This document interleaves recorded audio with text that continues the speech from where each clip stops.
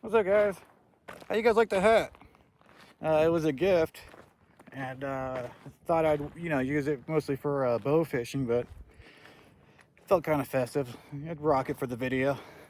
Anyway, uh, the last video that I shot out here in the desert, I was talking about the constant infighting and attack and everything that goes on in the spiritual community.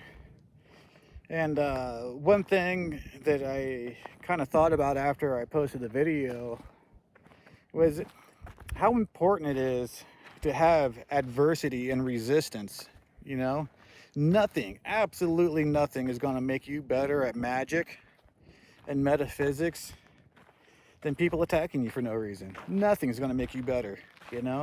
Every time I've ever been under attack, it just took me to the next level. You go up, to use like a metaphor for martial arts, you go up another belt. And it's pretty much the best way to get a black belt is to have people try to attack you for no reason.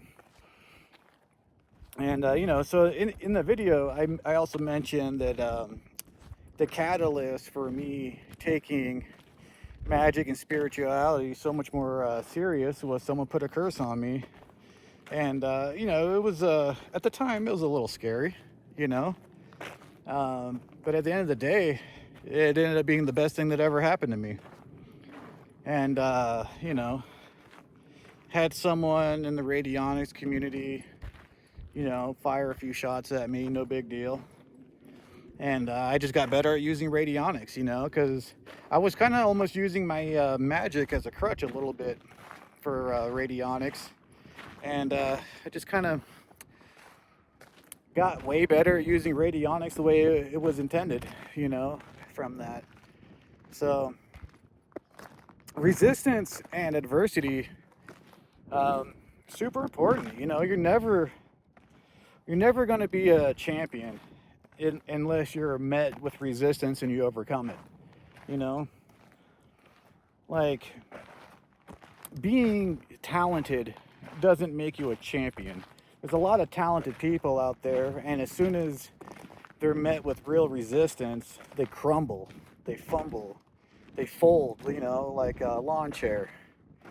So it's really important to be met with resistance, to be met with adversity, to overcome it, And it kind of goes with all sectors of life.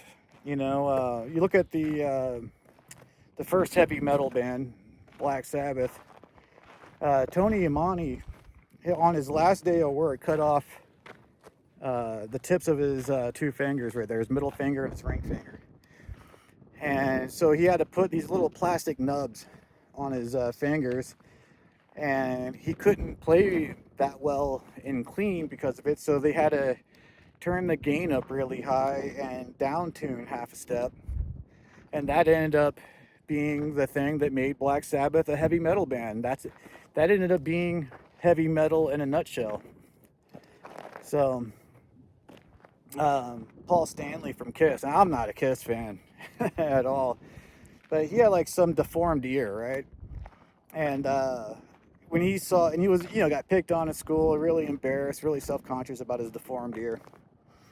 And then when he saw the Beatles, he was like, oh wow, I can just be a rock star, grow my hair out long, and then no one will see my deformed ear.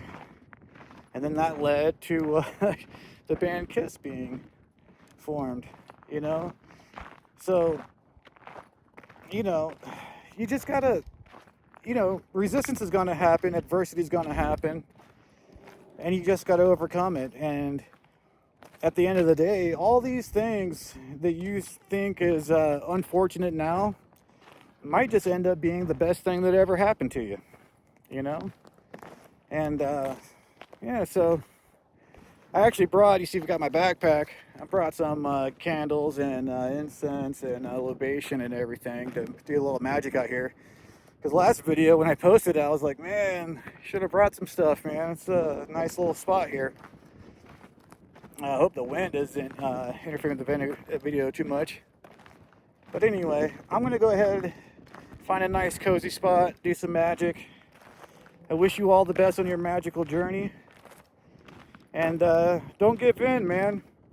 Life's a garden, you dig, you make it work. Take care, guys.